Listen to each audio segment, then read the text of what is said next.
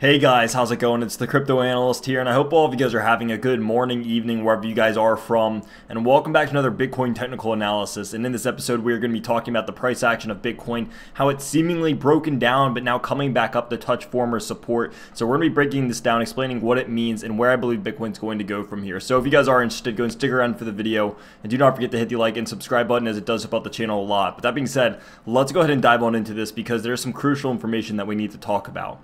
Now, if you guys remember from what I've been saying in the Discord and in the last and recent episodes, with Bitcoin breaking below the 618, I was incredibly bearish on Bitcoin. I said that, in my write-up yesterday, that if I wanted to continue this bearish and if Bitcoin wanted to continue breaking down, it would have to stay below the 618 zone, or at least, in the most simplest form, stay below this former resistance in the 50 EMA. Now, what it's seemingly done over here inside of this pennant is fall out. So from the simplest level, we can see that this was, in fact, a pennant. It fell out towards the downside, and now what has seemingly what was going to be a breakdown is now actually catching over here, double bottomed, and is now rallying back up towards the upside. So what we've done in this price action is actually be able to hold and break above the 618, which is something that is impressive in itself. And now that we're above the 618, we're actually testing former support over here. So I want to go ahead and highlight this and break this down. So here was where, again, one of our touches all in this area, and then we actually broke down over here. But now what we're doing is we're actually touching the zone again, but instead of this time using it as support, we're using what used to be support now as resistance. And that's, I think, the name of the game right here. And when we're looking at this, this is no longer support. This is indeed resistance. And this was a decent sized support line for Bitcoin. Again, this is a 4-hour chart. It touched about, I would say, 3 or 4 times over the course of about a month and a half. And now that we've broken below this, it's going to start being used as resistance. Now, something to use in conjunction with this resistance and what we have over here is the 50 EMA as well. So not only do you have resistance from what used to be former support, you also have resistance from what used to be, or from what is your 50 EMA. So you're really getting rejected from 2 different planes right here. You're getting rejected from the resistance, but you're also getting rejected from your 50 EMA as well. So with this, and with you actually breaking above your 618, initially I thought that was bullish, but now that you're actually getting rejected from here, it's I believe to be even more bearish. And you can see that this is getting respected pretty well for the most time. Now again, there's still plenty of time. We're only 1 candle after a rejection, but I do see this as a bearish rejection candle, and I see this breaking back down from this point. Maybe it can hold the 618. Again, the 618 is the most powerful of all the fib retracements on Bitcoin. It's scary how respected it is. So when looking at the level of a 618 fib retracement, you're saying, all right, this is going to be a strong level. It's been support, historically all throughout this period, as we can go ahead and highlight over here. All throughout, this area, we've just seen a load of support in Bitcoin. And so now that it's above it again, it's going to use it as support instead of resistance anymore. So again, is it going to hold the 618? We're going to have to wait and find out. Personally, I don't believe it will. Although it is a strong level, I don't think at this point it's going to be able to hold.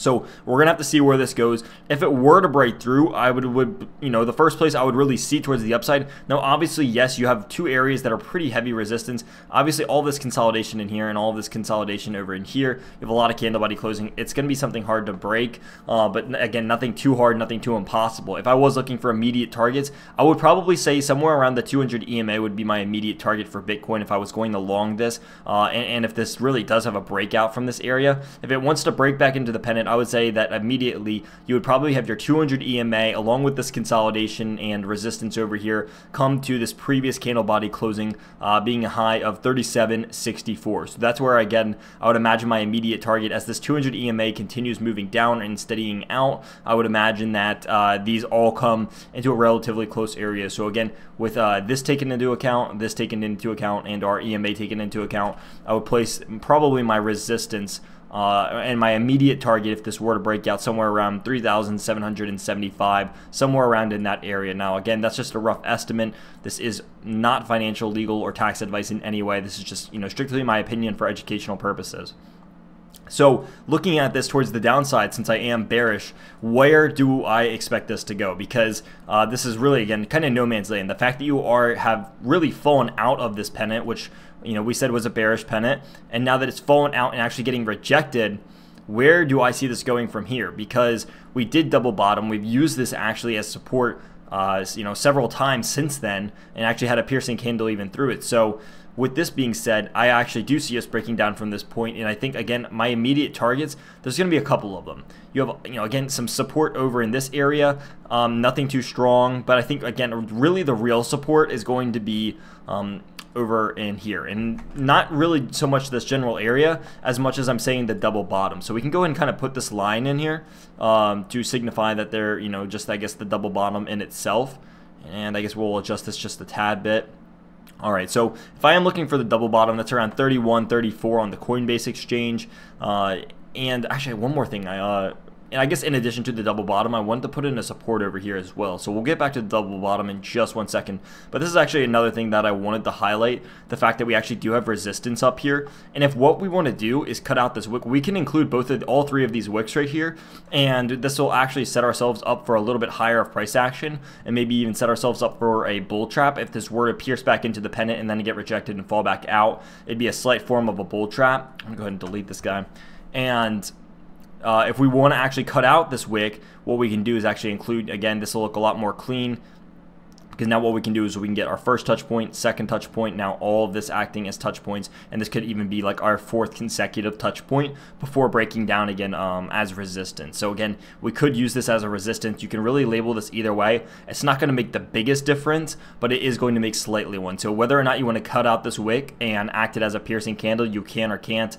It's really up to you at this point. Again, it barely makes any slight bit of a difference. I think the price difference is something like $10 on Bitcoin. So if that's a big deal to you, then adjust it as how you see fit. But $10, if that's really going to screw you or make you for a swing trade like this, then yeah, I don't know. Anyway, moving on. Seeing it as this is the double bottom again, first area over here, I'll go ahead and draw this up as a 1. Really our first target, or my first target when looking at this, seeing at the bottom over here, this being really my second target. Now, I don't think the first target's going to hold. Again, I don't see that as too strong. I kind of just see it falling through that area and probably coming somewhere around to a double bottom. So if it doesn't hold it around probably 3,200 or 3,300, again, 31, 34 is really going to be my target down here at this double bottom. So we'll have to see how this plays out from now. I want to go ahead and take a look at some of our indicators and oscillators, because this is, I guess, it's just even more so insight onto Bitcoin. Now, this is where things start getting confusing, and if you guys are in the Discord, I saw a lot of you guys were talking about how there was conflicting readings and how some of you guys want to both long and short this at the same time, which I kind of thought was funny. But I am noticing a couple of things. So one, guys, I'm noticing the oscillators at this point, and the oscillators, again, consecutive higher highs on your MACD 4-hour oscillator. So I'm not ignoring that by any means.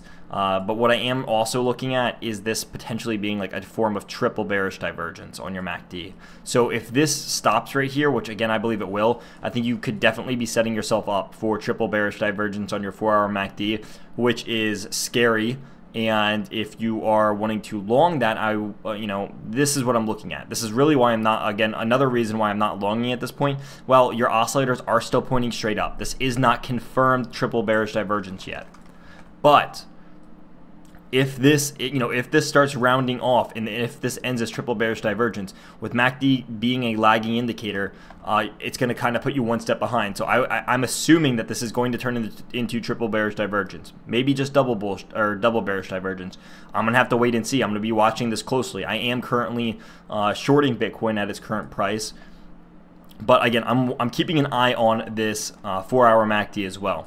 Looking over here towards our RSI, I went ahead and changed the colors. I know some of you guys said it was hard to see, so hopefully now it's a little bit easier to see as we have adjusted everything. But moving on to our RSI, again, a couple things that we want to notice. Let's go ahead and highlight this. So again, 0.1, 0.2, 0.3. So what this represents is, again, I've talked about this a lot, but it's really so important that you can't stress it enough.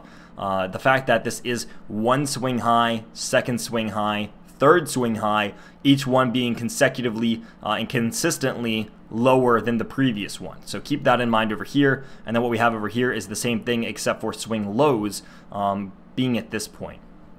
So we can go ahead and like draw a line or something like that. So boom, there you go. And so when we're looking at this, what these lines really represent isn't that these are like support or resistance lines. These are showing that there are consecutively higher swing lows and higher swing highs and lower swing highs on your candle body chart for your RSI. So what that represents is that at this point there is lower levels of positive momentum consistently, 1, 2, now 3 times on your RSI, but you're also getting lower levels of negative momentum for the next 2 tries. Now, something that I believe really at this point is that this could actually not be I guess this technically is a higher swing low, but I'm very skeptical of this area because of the fact that I could easily see this coming back down and coming back down below this and actually having a real swing low, probably again somewhere in the oversold territory, but then that being the real swing low, and it would look probably something like this. So then instead of this area over here being your number 2, you'd actually have this being your second swing low. Now I think it'll be a higher swing low unless this thing really takes a dump in a tank, but that's what I really see Bitcoin doing here. Now, again, I don't want to make this sound like it's this very bearish scenario because of the fact that it is holding above the 618. This is showing some decent buying power from the bulls over here, right? This thing fell, and immediately you just see this, this massive wick action just eating people alive. Anyone who's in shorts in this point and entered and kind of FOMO'd in got absolutely wrecked. And now that we're already back up here touching resistance, your buying action is great. I can go ahead and take a look at the volume a little bit. And your volume, your volume's not the best, but it is, it's really not that bad either. So it's better than it's been for the last couple days, so you have to take that into account as well. So overall, guys, again, this can go either way. I am currently more bearish than I am bullish in this scenario. Excuse me. If this does break resistance and this thing starts getting, better volume, then by all means I'm willing to switch to a long or trade this. But as this rejection candle really over here, we can draw an arrow and kind of point to it.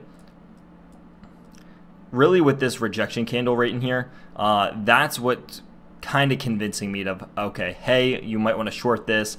This consolidation over here below your 618 was another one that got me last night. I actually entered, this is what got me thinking about entering my short, and then now that we are actually getting rejected, I'm feeling even more confident about the short right now. So again, we'll have to see. This can get contradicted. TA changes gradually. It changes every single day, really every single minute. So I'm going to be watching this close. I'm going to, again, be keeping my eye on this. But as long as this stays below this rejection candle, below this former support, now turned resistance, below this 50 EMA, and below this resistance line that we've drawn up, I'm really not too worried about the price action of Bitcoin from here. So we'll see where this goes. We're going to be covering this again, but I hope you guys did enjoy. If you guys did enjoy, I want to hear what you guys thought about this in the comment section below. Do you agree? Do you disagree? Are you bullish? Are you bearish? What are your thoughts on the current price action of Bitcoin and where you see it going? So if you guys did enjoy, do not forget to hit the like and subscribe button, as it does help out the channel a lot. But until next time, guys, I will see you in the next episode.